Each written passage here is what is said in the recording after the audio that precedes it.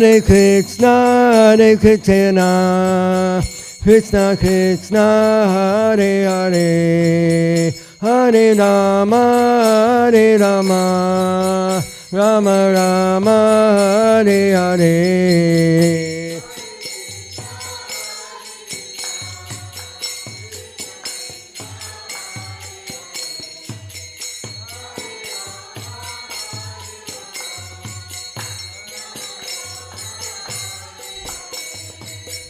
Hare Krishna, Hare Krishna, Krishna Krishna, Hare Hare, Hare Rama, Hare Rama, Rama Rama, Hare Hare.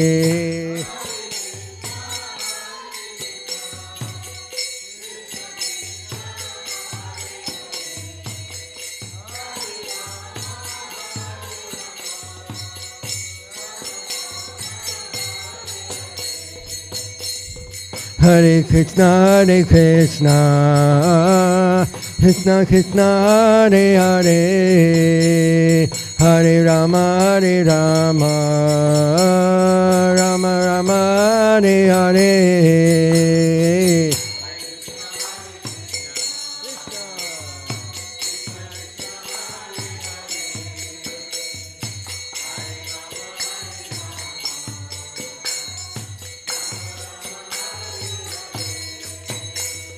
Hare Krishna, Hare Krishna, Krishna Krishna, Hare Hare, Hare Rama, Hare Rama, Rama Rama, Hare Hare.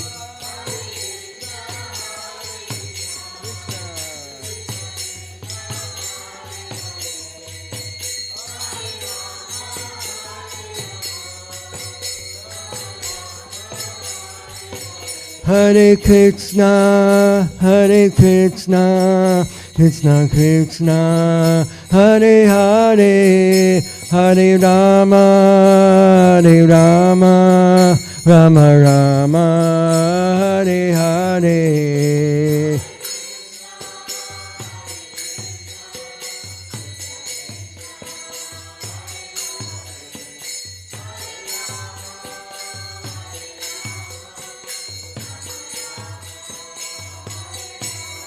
Hare Krishna, Hare Krishna, Krishna Krishna, Hare Hare, Hare Rama, Hare Rama, Rama Rama, Hare Hare.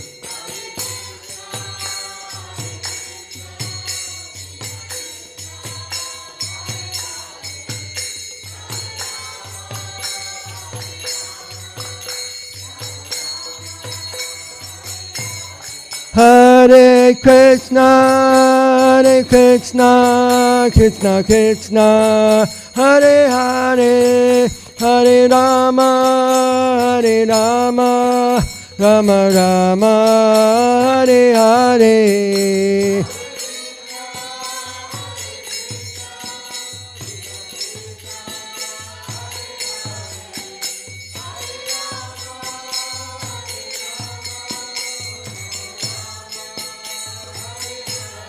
Hare Krishna, Hare Krishna, Krishna Krishna, Hare Hare, Hare Rama, Hare Rama, Rama Rama, Hare Hare.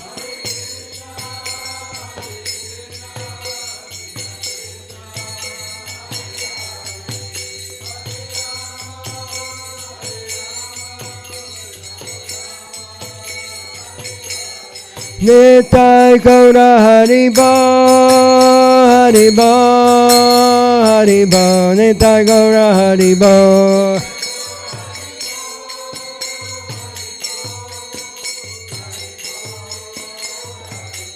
Jaya Radha Kala Chandi Radha Kala Chandi Radhe.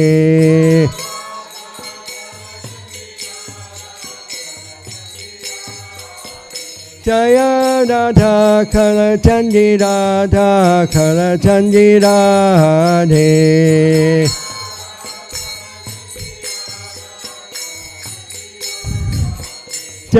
Radha Govinda Radha Govinda Radhe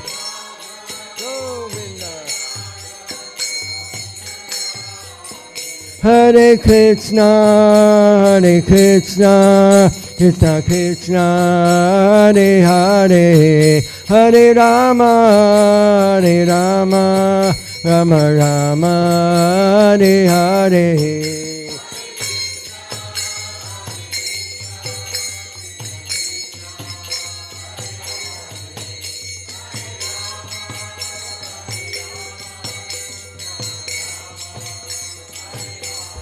Hare Krishna, Hare Krishna, Krishna Krishna, Hare Hare, Hare Rama, Hare Rama, Rama Rama, Hare Hare.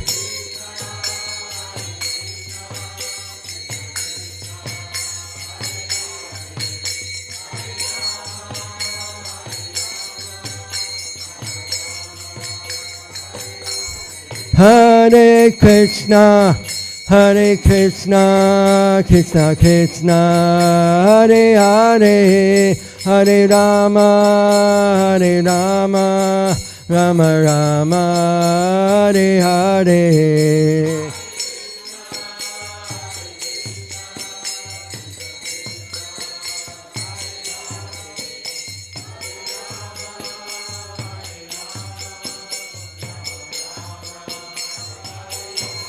Jaya Prabhupada, Prabhupada, Jaya Prabhupada, Srila Prabhupada.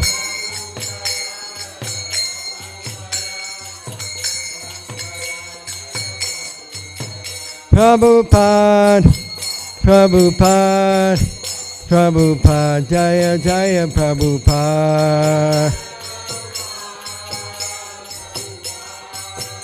Prabhupada, Jaya Jaya Prabhupada, Go Premanandi, Hari Hari Bo.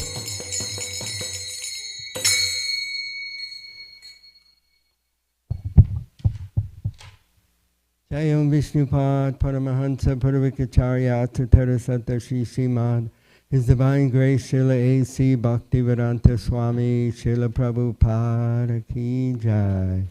Jayam Vishnupad, Paramahansa, Puravikacharya, Tatara Satta Shri Srimad, His Divine Grace, Srila Bhakti Siddhanta Saraswati Goswami, Prabhupada Ki Jai. Ananta Koti Vaishnava Vrinda Ki Jai. Namacharya Srila Haridas Thakur Ki Jai. Prem Se Kaho Sri Krishna Chaitanya Prabhu Nityananda Sri Advaita Gadadhar Sri Vasari Gaur Bhakta Vrinda Ki Jai. Shri Shri Radha Krishna Gopinath Shai Mukunda Radha Kunda Giri Govardhana Ki Jai. Shri Vrindavan Dham Ki Jai. Shri Mayapur Dham Ki Jai. Jamuna Maya Ki Jai. Ganga Maya Ki Jai.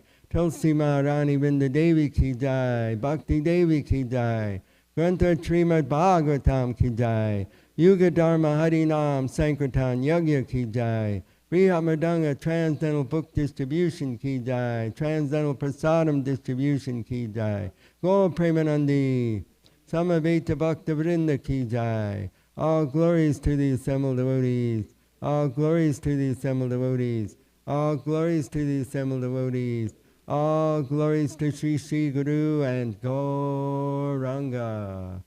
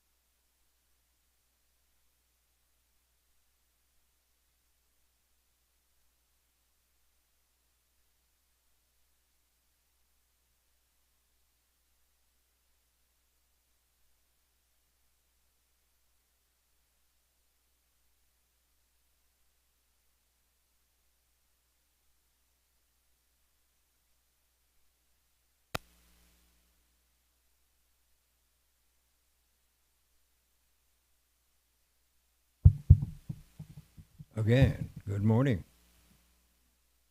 How's everybody? Here, you're here. That counts for a lot.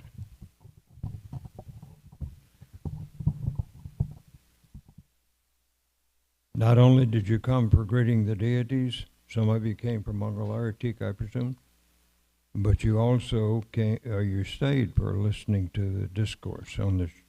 Well, this morning it's going to be on Srimad Bhagavad Gita. And we're going to go to chapter 3.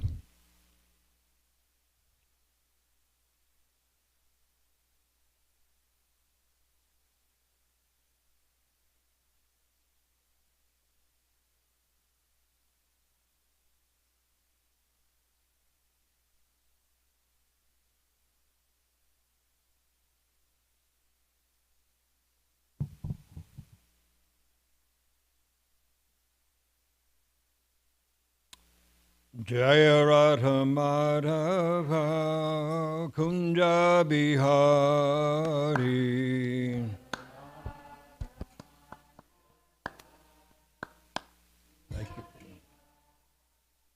Jaya Radha Madhava Kunja Bihari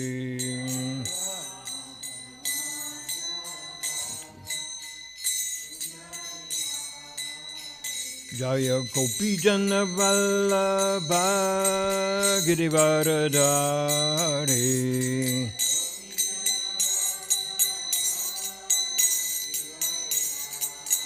Jaya Gopi Jana Vallabha Girivaradhari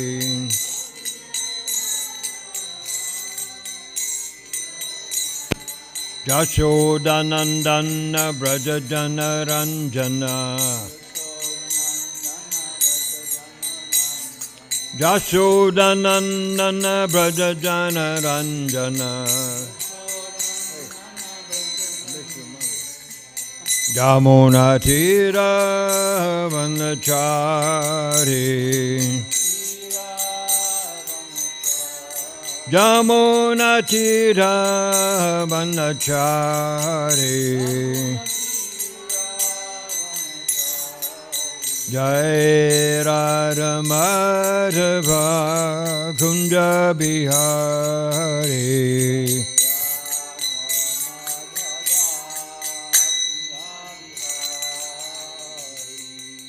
Nitai Gaura Premananda Hari Hari Bo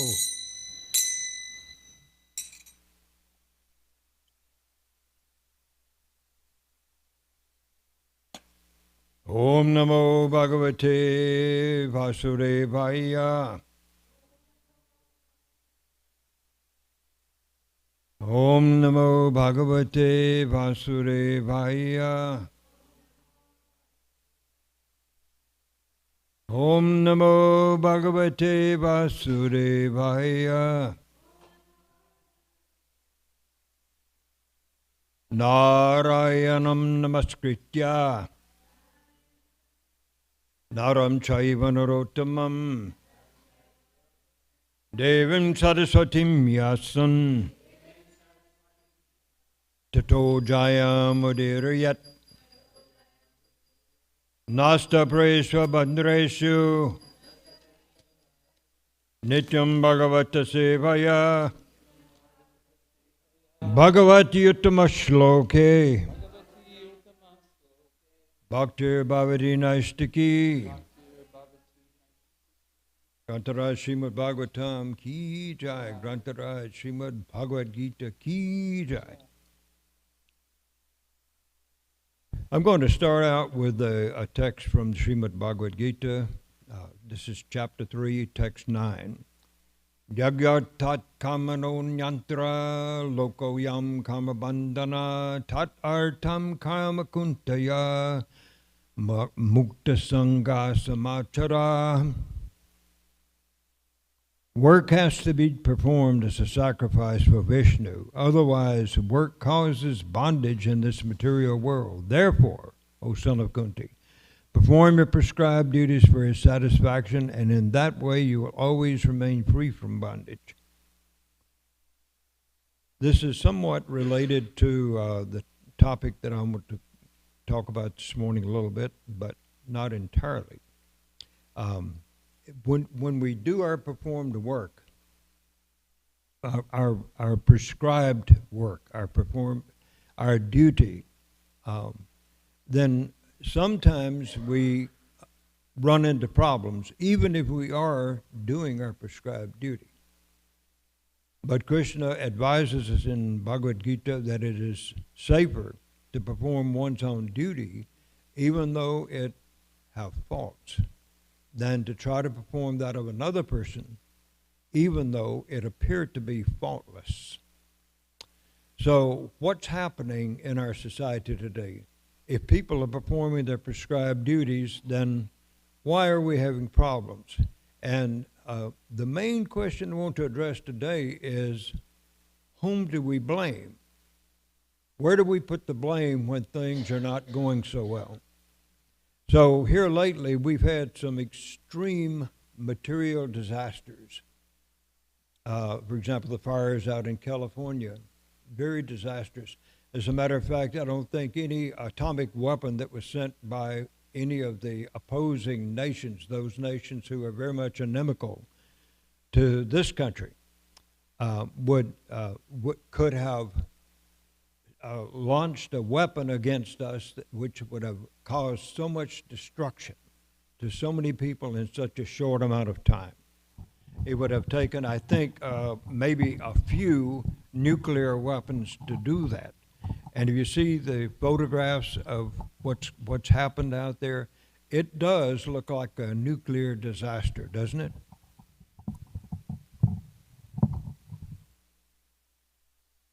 So who are we going to blame that on? So far, they have not suspected anyone of having set the fires. And besides the fires, there's been the ferocious winds that have come. So we've had two demigods working against us in this country. Agni Dev for the fire and Vayu for the wind. And they've come together. And so when you get a lot of fuel like that being ignited, and then you back it up with winds that are what we consider hurricane force winds, you know what we can do about it? Absolutely nothing.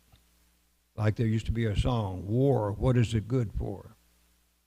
Absolutely nothing.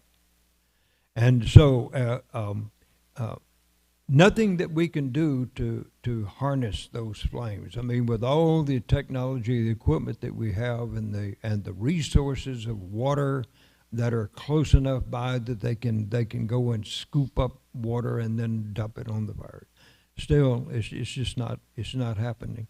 And as if the fires were not enough, but we have droughts and storms occurring in different parts of the country. For example, we've also had a hurricane not too long ago that came into the coast of Florida and then went all the way up through the southeastern part of this country. And in North Carolina, there was huge amount of damage done, people losing houses and businesses that were alongside a river that had never had such a flood as they had at that time. Who are we going to blame? Well, it's just chance. It happened by chance. That's just the natural laws, isn't it? Well, and then we've had some volcanic eruptions. If you have seen videos of the lava flows in Hawaii, you see actually it's like rivers of molten rock just flowing down until it reaches the ocean. And those persons who are very optimistic say, well, it's building onto the land. It's increasing the land mass, so eventually it will be habitable or farmable by human beings. But even though people are working hard and doing their jobs, their lives are interrupted by these tremendous disasters that we've had. And here we are sitting high and dry, sitting pretty and fine here in Dallas, Texas. Of course, we haven't had our tornado for the year yet, but still, we're doing quite well. Some people complain that we have got a new government coming in now, and that the new president of the United States, a lot of people disagree with his past. As a matter of fact, I think it's quite humorous that he happens to be the only convicted felon who is taking office as president of the United States. And so, you can, what is it? Another song from the past. Laugh about it, talk about it, till you've got to choose. Any way you look at it, you lose. So who are you going to blame? You're going to blame the president that we've had in the past? How about going back to Barack Obama, first African-American president we've ever had? I liked the guy a lot. As a matter of fact, the first speech I heard given to the Republican Democratic Party, I was bowled over by that. He went into office. A lot of people complained about him. One side of Parliament was for him, the other side was Parliament. One side Congress of Congress was for him, the other side was against him. And so try as a president might to bring about some change that he thinks is favorable to the people. It's not always the case that he can be successful, because he has a lot of other senators and representatives who will also have their say. And they will do what is best for their constituents, because their constituents are the ones who put them into the office. And whether or not they agree with the constituents, they do agree with their financial contributions to their political campaigns. So, in the case, are you going to put the blame on the president? That's a good place to put it, isn't it? Yeah. What's it say, that he takes 1/7 of the karma of the entire nation? Have you heard that before? 1/7. It's amazing. You wonder how he ever lives long enough to get out of office.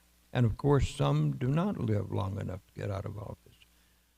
But anyhow, we're always looking for someone to put the blame on. Then we've got military conflicts that, even going back into the history that's given in the Old Testament of the Judeo-Christian Bible, we see that the Jewish people, the whole nation of people, were made subservient to a government.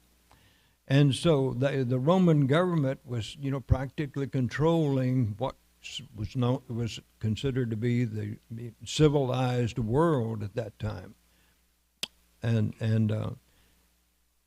But even after that time, people didn't learn their lessons. Then you had colonial powers such as those in Europe, England, France, Germany, Portugal, even little countries like the Netherlands. They learned how to use sailing boats to go down to the coast of Africa, and by that time, or shortly after, then there started to be manufacturing processes that were that you had to have power, and you had to have raw goods, and so they found that they could get the raw goods in other countries like America. America was a good place to go to get cotton and tobacco, and then they shipped them back to Europe, and then there was they processed them, and that's what you call value added. The clothes that you're wearing now cost pennies per pound to produce, but when you start putting them through a manufacturing process, then the price goes up astronomically now. So I'm always shocked when my wife tells me how wrong I am about the price of a new shirt to wear, the kind of shirt that people wear to go to the office or even to do leisure things, and they're very expensive. So these colonial powers found out that they could harness the wind and take their sailing ships around the world, practically to anywhere, even come over here to this country, which was inhabited by a bunch of Native Americans. My father-in-law once said about the Native Americans, he was saying they had all this land available. What did they do with it? Nothing. So he said the Europeans, the white people, had to come over here and turn this land into something that was usable. That meant also, in the process, polluting the water, polluting the air, polluting the soil. Everything became polluted when manufacturing processes came. So the industrial manufacturing processes, they do that, and they use, for example, now even agriculture in this country, which used to be a big thing for small farmers back at the time of our grandparents or great-grandparents,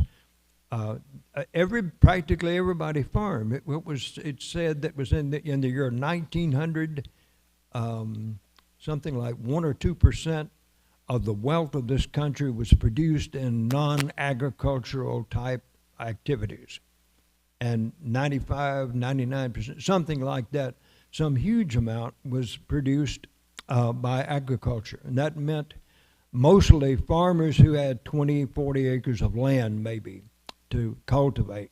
And that's about all you could deal with because of the type of power that you had. You had horsepower, mule power, ox power, pulling a plow. And you try to, as a farmer who might not have had a lot of people working for him, then that was a great deal of land, 20 acres, 40 acres of land, huge amount of land for a person to work with a plow and a mule. And yet they did it at that time. And again, I'm referring to my wife's relatives. Her grandfather was a farmer, and he and his wife, through purchasing and through inheriting land, they wound up with about 600-700 acres of land in rural Mississippi. And that was the kind of community that we grew up in when my parents moved back into that area in the 1950s. Moved back to my mother's home community in Mississippi. That's where my sister and I grew up. And at that time, the small farmer was still making a livelihood. Of course, at that time, they had cheap labor. Young African-American men and women who had no other possibility of making money and trying to make anything for themselves, own property for themselves. But when the 50s came, and then a lot of those young men and women found out that they could get good paying jobs up in the north, in the manufacturing area. So there was a mass exodus from the south. And the people now who did the farming were getting kind of old, and everybody else were sending their kids off to college and getting degrees and moving off somewhere else in the country, and they were left there pretty much by themselves. So this is what happens when industrialization comes to an economy, and especially to agriculture. Now, in order to produce enough money to live a fairly good standard of life, middle class standard, you've got to have at least a few thousand acres of land to work. And if you can't own it, then you lease it. And then you buy equipment. One tractor now, you used to be able to buy a tractor for $2,000 or $3,000. Now tractors are costing, just like our automobiles have gone up in price, now they're talking about $100,000 or more for a tractor to farm this land. And they have to have more than one, and they have to hire people at a decent wage now to go out and help them produce the products that we use in the store. And of course, that means then that they have to use chemical fertilizers because they're easy to get and easy to spread on the land. And then there's pesticides and insecticides that they have to use.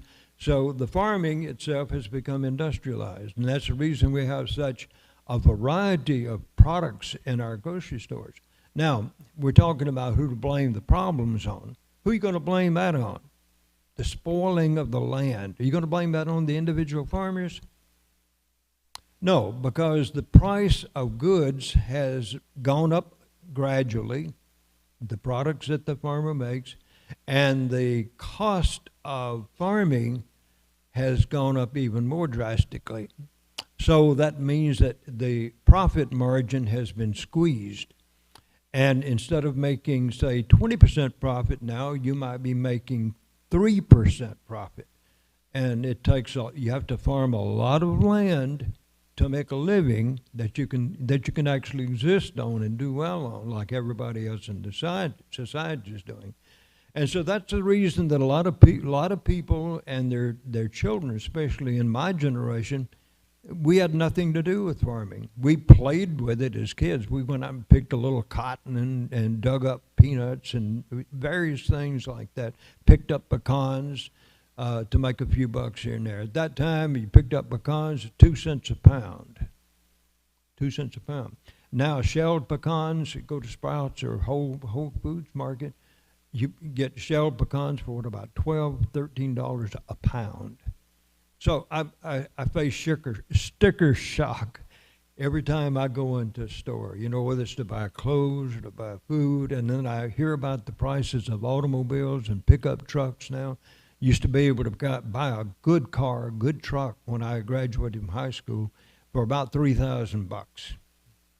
First car I ever purchased was a brand new BMW, and the model was called 2002, but this was 1968. Paid $3,200 for that car, and it was the worst car I ever had. Gave me the most trouble. So here I was. I got my college degree, got married, had a nice car, and had what was considered $725 a month. That was considered to be a decent salary. Teachers were making something like $550.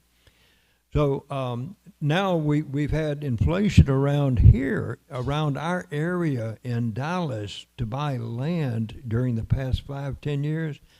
The price has gone up astronomically. Who do we blame it on? It's those people out there. We never take the blame for ourselves, do we? So that's a problem. So we got then natural disasters that have hit us. We've got military forces that have come and tried to destroy the whole world. You know, like in this past century, we had so many persons that rose to power. And we might ask, as Hiranyakashipu asked his son Prahlad, where do you get your power? So we might ask Hitler that. Where do you get your power from? Hitler, Stalin, Mussolini, Franco. Where do you get your power from? And they don't know. It's just because they're such good people. They're great people. That's how Hitler almost conquered the entire world. Joseph Stalin, it was said, when he was rising to power, he got into power, he had put to death some 12,000 of his army generals and persons who were high up in rank because he was concerned that they were plotting against him. Only 12,000. That's not like 6 million people killed in the Jewish state during the World War II. So who do you give the credit for giving them that much power?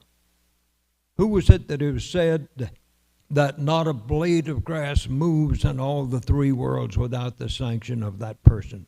What person is that? Krishna, God. Same person that has bestowed spiritual power on people has also has bestowed material power on those who desired it, and for some reason, something they've done in their past lives, have deserved to get to that position of power. Now, this is a topic that I've talked on before, and I hope you're not tired of hearing it, because you're probably going to hear it again if I give another class. It depends on this man next to me here. It depends on whether he brings me back on again. But when King Parikshit was roaming about the country, you know, he was a very powerful king, very powerful, just like his grandfathers had been. Grandfathers plural, because sometimes Yudhishthira is considered to be grandfather to King Parikshit. But just as when he came upon the cow and the cat and the bull that were being beaten by Kali, the personification of Kali, I've just been listening to my spiritual master on lectures that have been recorded from the past, 1996, and he was saying that some people say that this is an allegory, that it wasn't an actual occurrence.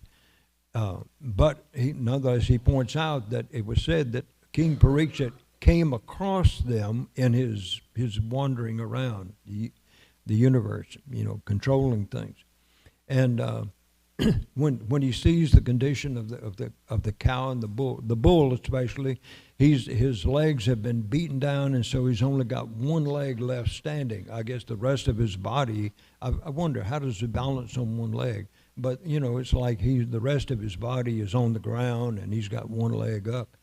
And so Pariksit Maharaj asks, "Who has done this to you?" And what does he say? He says, "It's hard to say," because this was Dharma personified as a bull.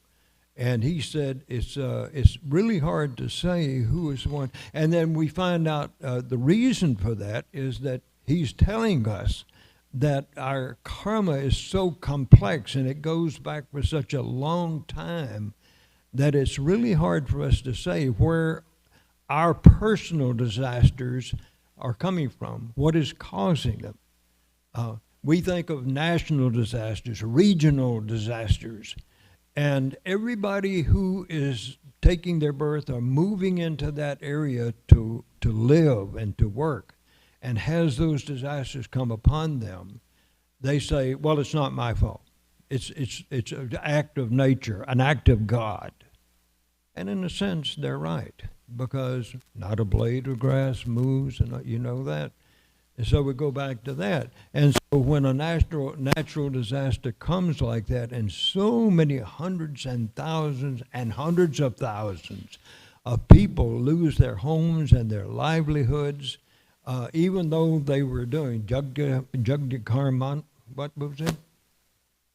Jagyar Tat Karmano Nyantra, Loko Yang Kamavandana. Even though they're performing what seem to be their duties, still they're having to face the disasters that everybody else in their area is. I've heard one time of a volcanic eruption that caused a mudslide that came and wiped out an entire village. I don't know, a few thousand people probably. And then those who were survivors moved a little ways away and put a little hill between them and the mountain that had erupted. Guess what happened? The mountain erupted again. There was another mudslide, and it went over the hill and wiped out that place again. Now, is that their fault? Whose fault is that?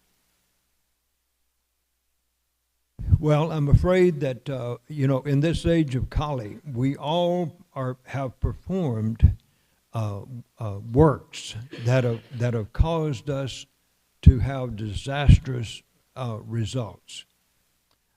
And sometimes we find ourselves in a place where there's a hurricane coming in, or we find ourselves living in beautiful, scenic, majestic Hawaii, and yet we see that disasters come there to that country just as they come to everywhere else.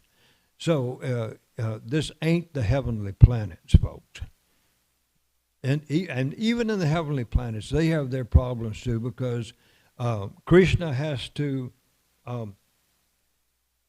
do something with them, to the demigods. They're so powerful, and they spent so much of their lives, 10,000 years just enjoying life. And yet they sometimes forget, even though they're all supposedly devotees of Krishna, still they have to have their heads turned around occasionally. Like what is happening on this planet, something is going to happen in the heavenly planets, and Krishna arranges all that. So we've got this person that we've just been talking about. King Chitraketu became the demon. What was his name? Vitrasura.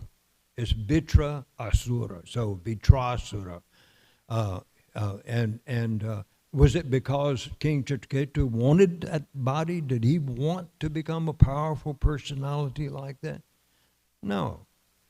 As a matter of fact, what he did would be considered by most to be very insignificant, just an insignificant thing, that he got a chuckle out of the fact that Parvati Devi, Lord Shiva's consort, was sitting on his lap in the mountain where he lives, Kailash, and they're all around him are holy people, saintly people from all over this universe. Listen to what he's got to say. So Chitraketu thought that this was an amusing thing, and he laughed. Now I don't know how loud his laughter was because he was in an airplane flying overhead. I guess flower airplane. But somehow or other, Parvati heard him laugh. I don't know how that happened. But anyhow, it's all the arrangement of the Supreme Lord, because Krishna wanted to teach these puffed up demigods, in particular King Indra, wanted to teach them a lesson, and even all the soldiers supporting Indra. And what was it saying? How did when they came with their weapons, what happened? Vitrasura just simply ate them all. Just like Krishna swallowing the forest fire. How does a 5-year-old kid swallow a forest fire? We need him out in Los Angeles right now. Actually, we need him for a lot more than swallowing forest fires. We need him to turn people's heads around. So all of these things then, they are problems that we have to face, and there've been persons that have helped us human beings living on this planet, like Hiranyaksha and Hiranyakashipu. It's so powerful. Hiranyaksha can dislodge the planet Earth and dump it into the Garbha Ocean. And so, which of the demigods is going to be powerful enough to pull that Earth out of the ocean? So the Lord comes as a hog, and Arkansas would be really glad to hear about that. This is a beautiful outfit the deities are wearing. This full moon day outfit is so beautiful on them. Oh, anyhow, we're talking about hogs now, but we're talking about a very special hog. And when he came up, it had the earth sitting on his tusk and brought it and put it back into orbit where it was supposed to be. This was the Lord, and it's just one minor thing that he does to pick up one planet out of the ocean and put it back into place. Krishna, what does Krishna say about all this material energy of his? Springs but from a spark of my splendor. Arjuna, don't be a fool. Get out there and fight. And so Krishna can do that. Ravan and Kamsa, even the demigods were afraid of them because they were so powerful. And how did they get the power? Where did the power come from? Did it come just because of their birth or just because they were lucky or something like that? No. What did Prahlad say to his father when he asked him, "Where do you get your power, Prahlad?" What did Prahlad say?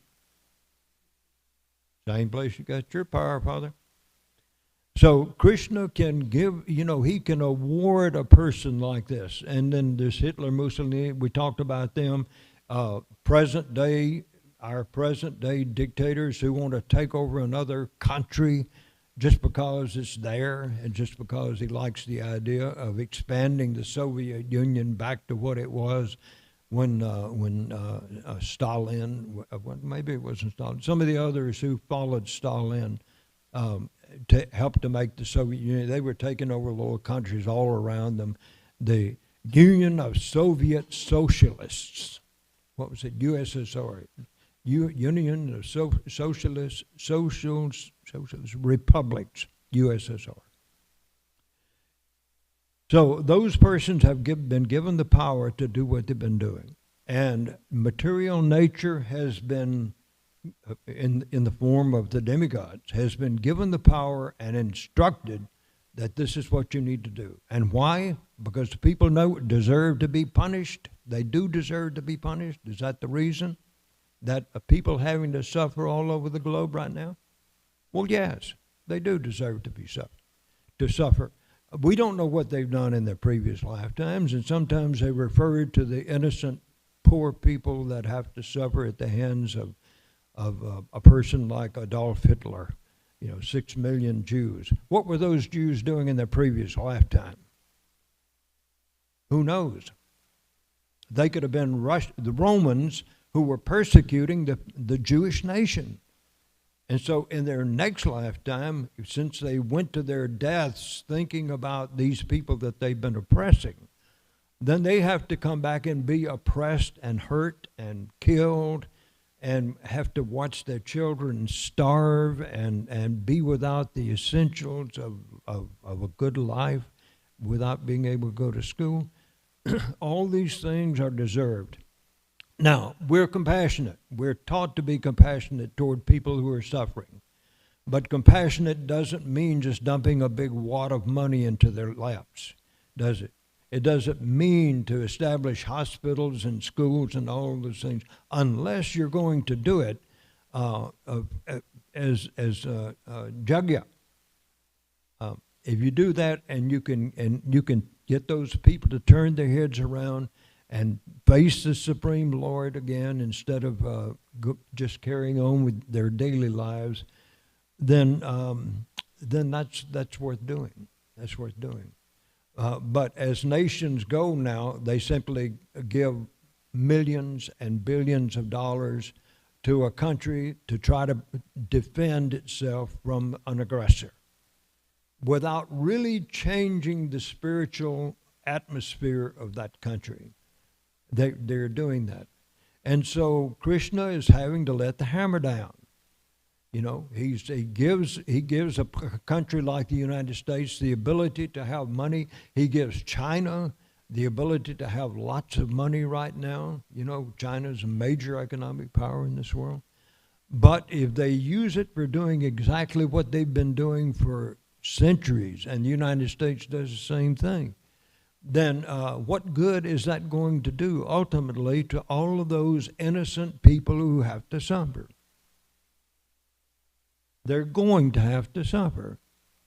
They have to suffer. Either that, or they take a book from a young man or young woman, and they start chanting Hare Krishna, and then Krishna can take over. Krishna will take over the reactions that are coming to them, instead of letting them have to go through the kinds of suffering that we have seen others go through these natural disasters and through military disasters and such as that. Krishna will make it possible that they can live a decent life. As a matter of fact, he's offering anybody that opportunity. Like he says in the Bhagavad Gita, that the human beings and the demigods are supposed to work together. And if they do, then everybody can be happy even in this material world. Once they understand what is to be done and what is not to be done. We're not unintelligent people. We are not. We can make a choice. If we know what the choice is, then we can choose to do the thing that is going to bring us happiness. They can do that also as well. But, of course, they need somebody to tell them what is the proper thing to do. And then, once they know that, then they have the right to make a choice and decide, well, I'm going to continue doing what I've done because it's what my parents have done, my grandparents have done, going back.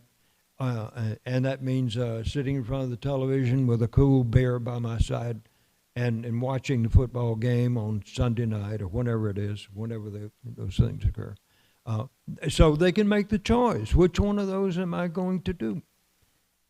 And when they choose wrongly, then they have to suffer. And that's what's causing the suffering to go on now. So when Dharma, the bull, says, it's really hard to say who is the... And here's Kali right over there, standing there dressed like a king with his stick or whatever he's using to beat the bull with. He doesn't point to him and says, that's the one. He's the one that did that. No, he just says, he makes it clear that we're not supposed to put the blame on others. As a matter of fact, it's said that if you just name the person who is causing you to have to suffer, then you have to suffer the same results as that person who is making you suffer. Did you know that? Have you read that before? It's in there. Isn't it? I know it's in the Gita and in the Bhagavatam. But if you just name that person who has caused you to suffer and say that person is the cause of my suffering, because that's wrong. It's wrong. You can't do that, because that other person is simply the postman who is bringing you the letter. In other words, he's the agent of the Supreme Lord. And we're having to suffer not because of the postman, but not because of that person who is calling us bad names and telling us that we should be much better devotees than we are. But it's our own fault that we're getting hammered like that by the material energy of the Lord, and then by the devotees of the Lord. And Krishna even says that if you're mistreated by another devotee, what are you supposed to do? Stand there with your hands folded and say, "Yes, Prabhu. Yes, Prabhu. Thank you." Instead of taking some action against that other person, we're supposed to accept that as everything that comes to us that is bad. We accept that as our karma.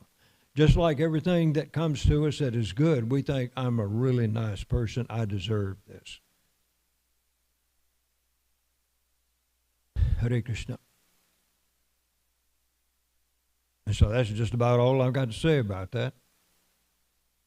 Anybody have any comments that you'd like to make before we shut her down?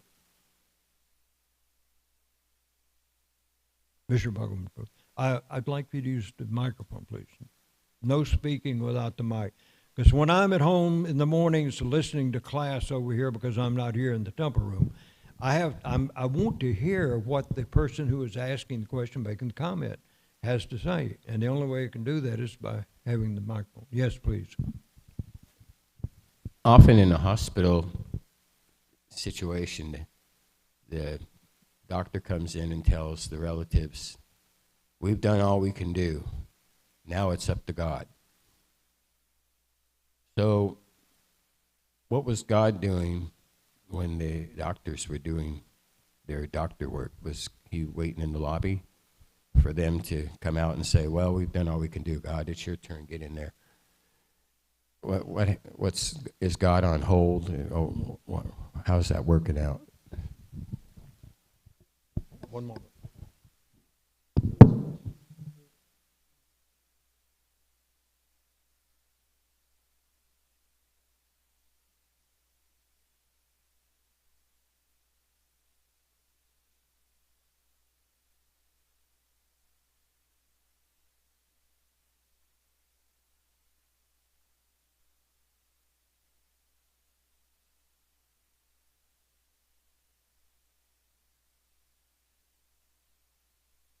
What was God doing when the surgeons were performing the surgery, right?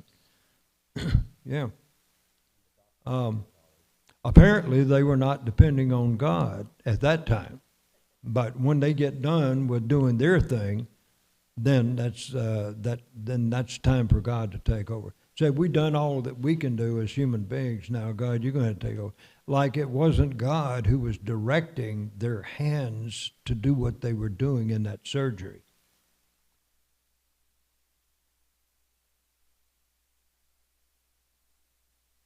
So what can God do?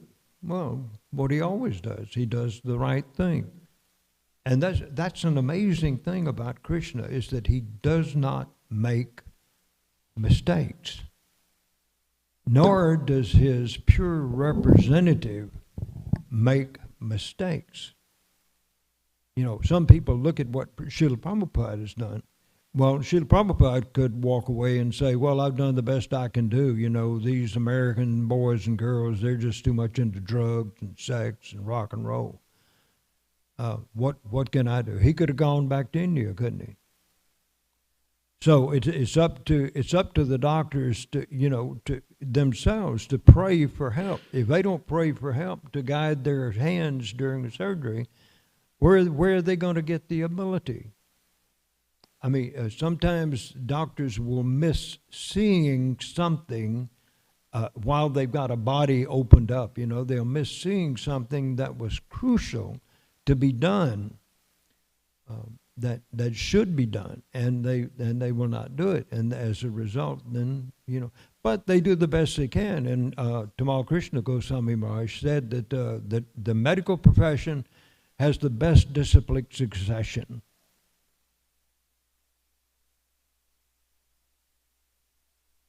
So the only thing we can do is depend on God, depend on Krishna, because we've been dependent on Him all our lives anyhow. So why should today be different? Well, we can express appreciation for what He's done, can't we? Yeah, some people will pray that something happens, and then when it does happen, like my child gets well, my child was in the hospital, the doctors found a way to cure him, and now that everything's fine and dandy, and they won't pray again until the next disaster hits. They forget to say, "Thank you, Lord." When you go out on a road trip, even out going across town, so many opportunities for your vehicle to get damaged, for your body to get damaged, where you lose your life. And so you might think at the beginning of your trip to say, "Namaste, Narasingaya, Praladala." You might remember to sing a song like that. And I try to do that every time I leave my house in my vehicle, even if I'm going 3 or 4 miles up the street. Because at danger at every step, there's danger.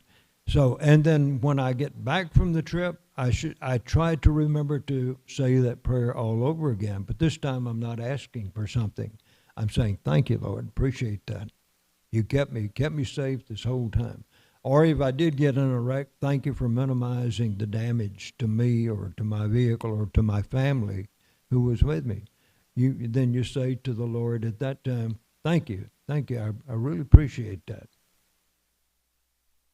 So I think the surgeons have to do that too, and the fact that they don't do it is probably one of the reasons they don't always get the results they want. Of course, it has to do with the karma of the person that they're working on as well. But they have to take credit for their abilities or inabilities as well. Anything else? So we offer our respectful obeisances unto all the Vaishnava devotees of the Lord who are just like desire trees, who fulfill the desires of everyone and who are full of compassion for the fallen conditioned souls. Vanchakalpatarubhyascha kripasindobhya eva cha patitanam bhavarebhyo Vaishnavebhyo namo namah. Anantakoti Vaishnavrinda ki jai. Srila Prabhupada ki jai, Srimad Bhagavatam, Srimad Bhagavad Gita ki jai, Shri Radha Kalachandji Dham ki jai, Gaura Premanand.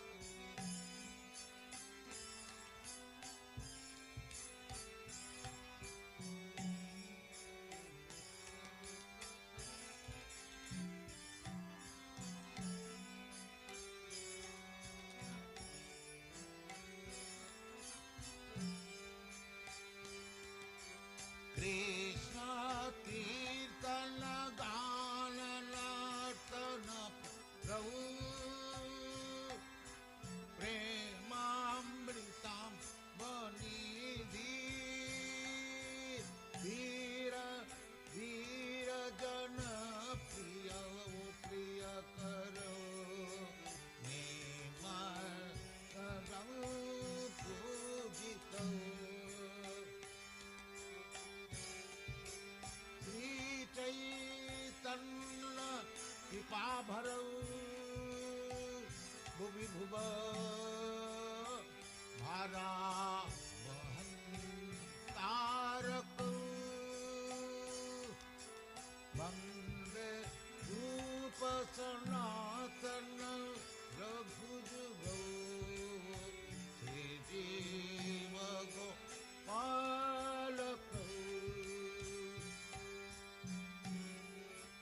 वंदे रूप सनातन रघुजुगौ श्री जीव गोपालक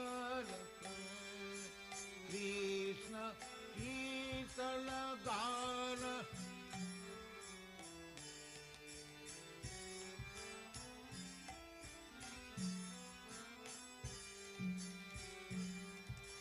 कृष्ण कीर्तन गान नर्तन परम प्रेम में कामनी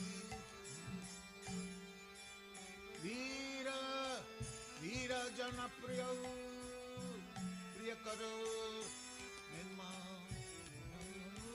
पूजितम्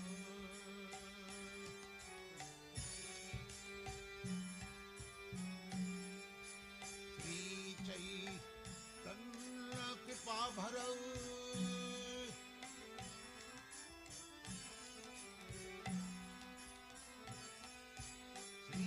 चैतन्य कृपा भरौ भुवि भुव मारव अंतरक